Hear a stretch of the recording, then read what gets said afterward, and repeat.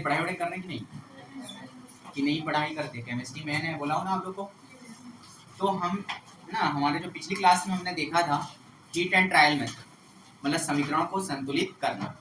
आज उसी को समीकरण को संतुलित ही करना है, बैलेंसिंग करना है, लेकिन दूसरा मेथड देखिए, ठीक है, जिसको हम बोलते हैं पार्शियल इक्वेशन मेथड। ठीक है, क्या बोलते हैं इसको? Partial equation method. मतलब हिंदी में क्या हो जाएगा? आंशिक समीकरण विधि। हिंदी में क्या है? आंशिक समीकरण विधि। यदि आप जैसे आप लोग इसके पहले है ना हीट एंड ट्रायल मेथड से बैलेंसिंग कर रहे थे तो कुछ कुछ नहीं हो रहा था, ये हो रहा था, मतलब बहुत टाइम लग रहा था, है ना, ग्रेटर ग्रेटर डिजिट वाला। तो ये इसमें से आसानी से हो जाता है, तो इसको आपको सीखना है।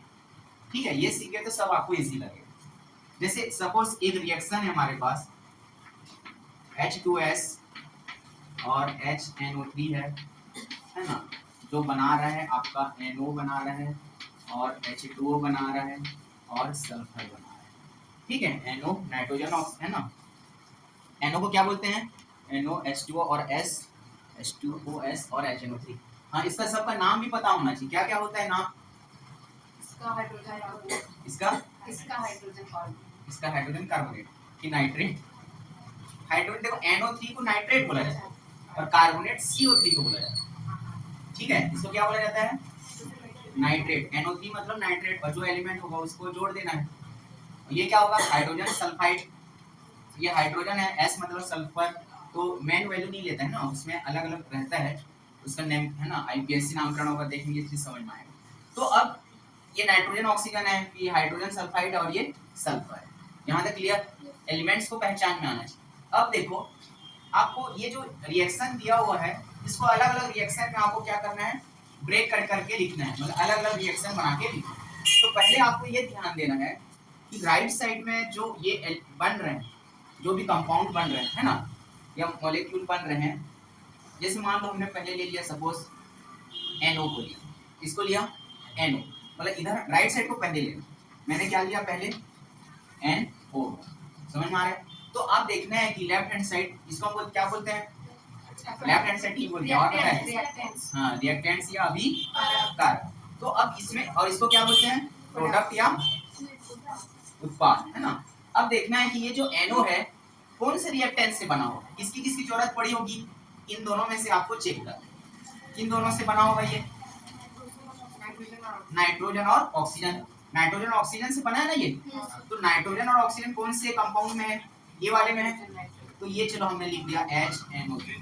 मतलब इसमें क्या करना है? इक्वेशन को ब्रेक कर करके अलग अलग करके लिखना। ये समझ में आया कैसे लिया मैंने? मैंने इधर का एक कंपाउंड लिया NO और मैंने इधर चेक किया ये किससे बन सकता है, इसमें नाइट्रोजन और ऑक्सीजन हो उसी से तो बन सकता है ना, किसी और से बन सकता है क्या? अब ये ध्यान देना है, यदि आपके पास हाइड्रोजन और ऑक्सीजन तो क्या बनता है हमेशा? पानी बनता है कि नहीं बनता है? तो यहाँ पे पानी भी बन सकता है कि नहीं बन सकता है? देखो हमने क्यों लिया? पानी भी हमारे पास जरूरत है, लेकिन इसी रिएक्टेंट से जो है हमको पानी भी मिल सकता है कि नहीं मिल सकता है? नहीं आ रहा समझ? देखो पानी कब बनता है? जब हाइड्रोजन एलिमेंट और ऑक्सीजन एलिमेंट क्या करते हैं? रिएक्ट करते हैं, तो पानी बनता है। ये मेथड थोड़ा समझना पड़ेगा ना, तो इसलिए जहां समझ नहीं आ रहा है इसलिए मैं धीरे धीरे एक्सप्लेन कर रहा हूँ। पहले यहाँ के प्रोडक्ट को लेना है, एक को लेना है, उसके बाद देखना है कि जो ये वन प्रोडक्ट है ना रिएक्टेंट्स के कौन से मतलब कंपाउंड से बन रहे हैं।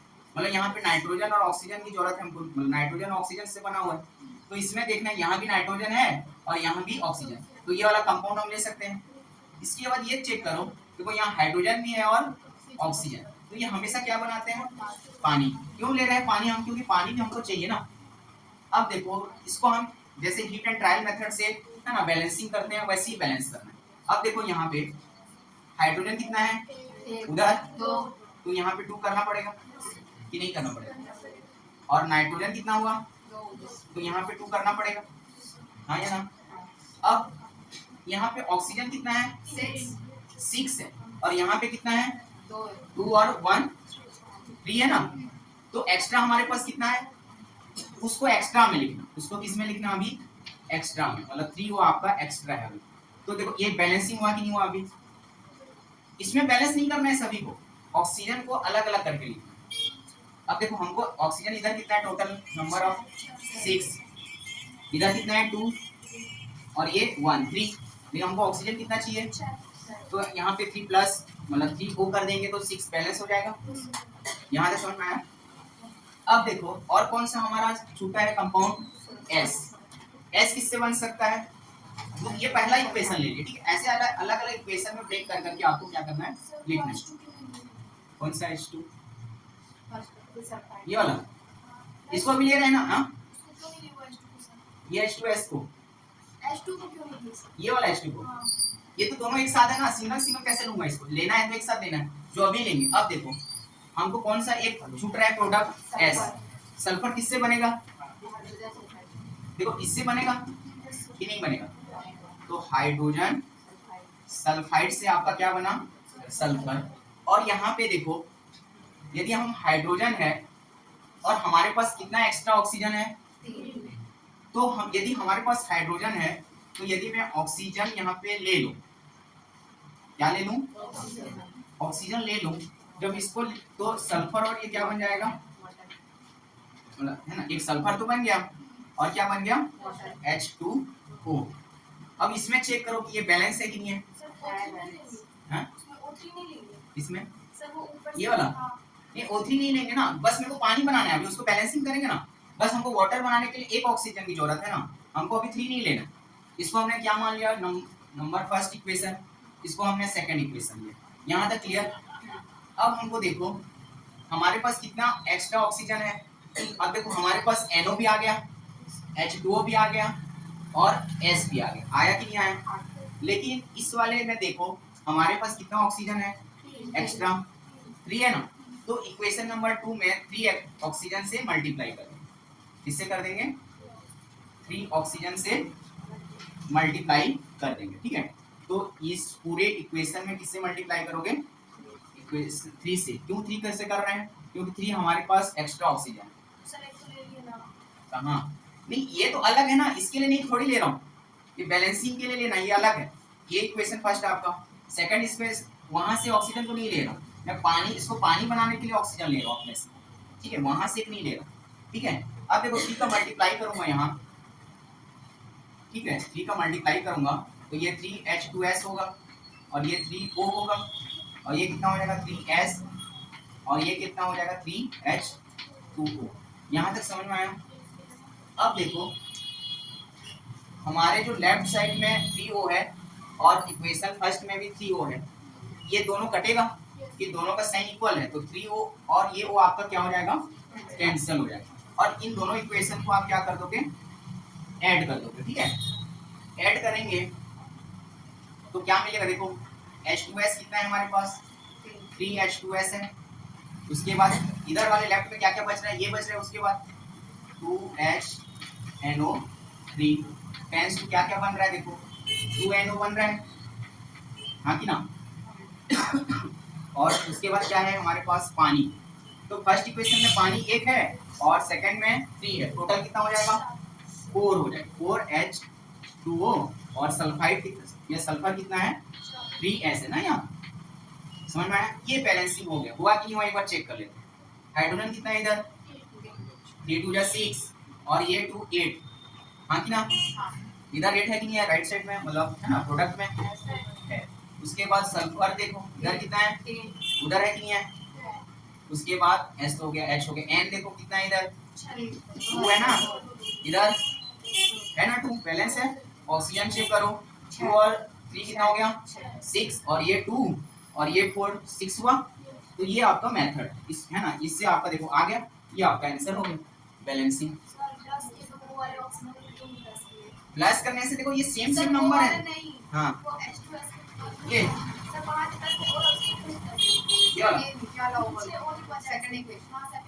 सेकंड इक्वेशन है ये वाला, इसको तो लिया हूँ ना अपने से, क्यों लिया हूँ मैं इसको अपने से, नहीं तो उसको ऐड किया तब क्यों नहीं लिए, इसको ऐड किया तो ये कट गया ना, ये तो मल्टीप्लाई किया हूँ, ये 3O सेकंड इक्वेशन में किससे मल्टीप्लाई करना है, नंबर 3 से, और 3 से मल्टीप्लाई करूंगा तो क्या नंबर मिलेगा, इसमें भी 3 मल्टीप्लाई होगा, 3H2S plus 3O tense to 3S और 3H2 होगा। क्लियर यहाँ तक?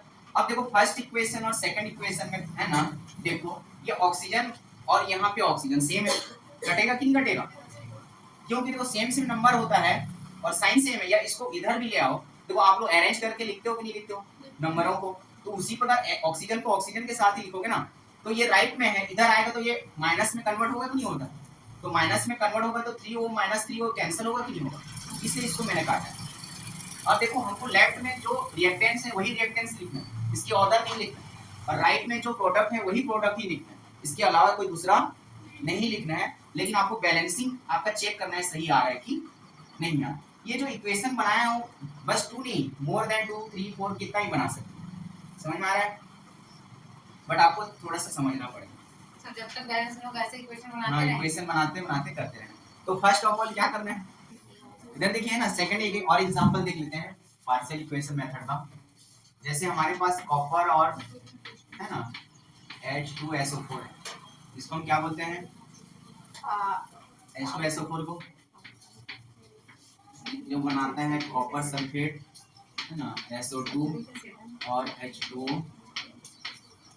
ठीक है, कॉपर सल्फेट बनाता है, सल्फर डाइऑक्साइड बनाता है और H2O बनाता है। ठीक है, इसको क्या बोलते हैं? सल्फ्यूरिक अम्ल या हाइड्रोजन सल्फेट भी बोल सकते हैं ना। SO4 बता चुका हूँ क्या होता है, सल्फेट। तो इसको हाइड्रोजन सल्फेट या एक नेम होता है सल्फ्यूरिक अम्ल, है ना, सल्फ्यूरिक एसिड। ठीक है, ये क्वेश्चन समझ में आ रहा है?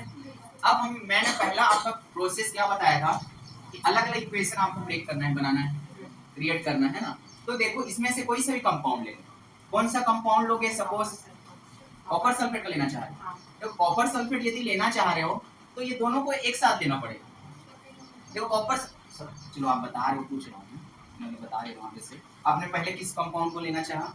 Copper sulphate. अब इधर देखना है रिएक्टेंट्स में कि ये कौन कौन से रिएक्टेंट से कॉपर सल्फेट बन सकता है, दोनों ही लेना पड़ेगा। तो आप ऐसा चॉइस करो पहले कि वो सिंगल से पहले बने। समझ में आ रहा है? कैसा वाला प्रोडक्ट चूज करोगे? जो सिंगल से बने। सल्फ्यूरिक एसिड से ये बन हाँ, जाएगा वो। तो ये समझ में आया पहले कैसे लेना है? तो इसको मत लेना, वो भी ले सकते हो, बना सकते हो, ऐसा नहीं। इसी से बनाए? हाँ, नहीं सर उससे वो बन जा रहा है, उसको करना है। हाँ, पहले सीखो अच्छे से, नहीं तो इससे भी बन जाएगा। जरूरी नहीं है कि बस वही चाहिए, है ना, इससे भी बनेगा, कुछ भी ले सकते। लेकिन आपको पहले ऐसा प्रोडक्ट लेना है जो सिंगल है ना, आपका कंपाउंड से क्या बने? प्रोडक्ट बने। तो हमने किसको ले लिया? चलो सपोज पहले SO2। तो SO2 कौन से रिएक्टेंट से बनेगा? H2 और SO4 यहाँ से बनेगा। क्लियर? अब देखो SO2 यहाँ से तो बन गया, यहाँ हाइड्रोजन भी और ऑक्सीजन भी, मतलब वाटर बनेगा। क्या बनेगा? यहाँ तक क्लियर? इसको फिर है ना हीट एंड ट्रायल मेथड से आप क्या करोगे? बैलेंसिंग। हाइड्रोजन इधर कितना है? उधर भी 2 बैलेंस है। सल्फर एक है और ऑक्सीजन इधर भी यहाँ पे 4 है और उधर 3 है। यहाँ पे कितना है? 2 और 3 है ना। हाँ। तो चलो एक्स्ट्रा ऑक्सीजन हमारे पास इधर 4 है और इधर कितना है? 3 है। तो एक ऑक्सीजन को मैंने ऐसा लिख सकता हूँ, इसमें कोई छेड़खानी नहीं कर रहा, बैलेंस नहीं कर रहा, क्योंकि हमको SO2 चाहिए और H2O ही चाहिए। जो अभी बच जाता है उसको एक्स्ट्रा प्लस करके लिखा जाता है। यहाँ तक समझ में आया? उसके बाद कौन सा लेंगे?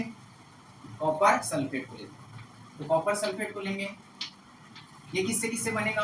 दोनों रिएक्टेंट्स लेना पड़ेगा, कॉपर भी लेना पड़ेगा और H2SO4। देखो कॉपर से तो कॉपर सल्फेट बन गया और हाइड्रोजन है, हाइड्रोजन से फिर पानी बनेगा। तो पानी बनाने के लिए हमको यहाँ ऑक्सीजन है, अलग से लेने की जरूरत की है नहीं है ना, की है। तो चलो हमने क्या बना लिया? SO2 तो मिल गया, कॉपर सल्फेट मिल गया, है ना, और SO2। देखो यहाँ पे कॉपर सल्फेट जो है, ये कॉपर है और ये सल्फेट, ये तो पूरा टर्म को ले लिया। तो हमको ऑक्सीजन ऐड करना पड़ेगा। क्या करना पड़ेगा? ऑक्सीजन को ऐड करना पड़ेगा, तब ये क्या बनेगा? H2O बनेगा। अब इसको बैलेंस करना चाहे तो कॉपर का कॉपर है, हाइड्रोजन कितना है? 2 है और SO4 और यहाँ पे ऑक्सीजन है। अब देखो इसको जोड़ देना है बस, सब आ गया ना कि कुछ छूटेगा? देखो इधर कॉपर सल्फेट आ गया है, हाँ कि ना, इधर SO2 भी आ गया है, H2O भी आ गया है। अब दोनों को ऐड कर दो, दोनों को क्या कर देंगे? ऐड करेंगे। तो ये ऑक्सीजन और ये ऑक्सीजन कटेगा, इसमें मल्टीप्लाई करने की जरूरत नहीं है, क्यों नहीं है? यहाँ पे भी 1 ऑक्सीजन और यहाँ पे भी, तो इसमें मल्टीप्लाई करने की जरूरत, ये कट जाएगा। क्या क्या बच रहा है? Cu बच रहा है, कॉपर, और ये H2SO4 कितना हो जा रहा है? ये 22 H2SO4 होगा, ये और एक और ये 2 होगा ना, 10 क्या बन रहा है? कॉपर सल्फेट सिंगल है, कॉपर सल्फेट। उसके बाद SO2 और ये कितना हो जाएगा? 22 H2। अब इसमें चेक करो बैलेंस है कि नहीं है। कॉपर सिंगल है, इधर भी सिंगल है। उसके बाद हाइड्रोजन चेक करो, यहाँ पे कितना है? 4, इधर भी सल्फर, यहाँ पे 2 है ना, यहाँ भी 1 है और यहाँ भी 1, 2 हुआ। और क्या बचा? ऑक्सीजन, 2 4 जा 8, यहाँ पे 4, यहाँ पे 2 और यहाँ पे 2, 8 हुआ। तो ये आपका फाइनल आंसर। आया समझ में कि नहीं आया?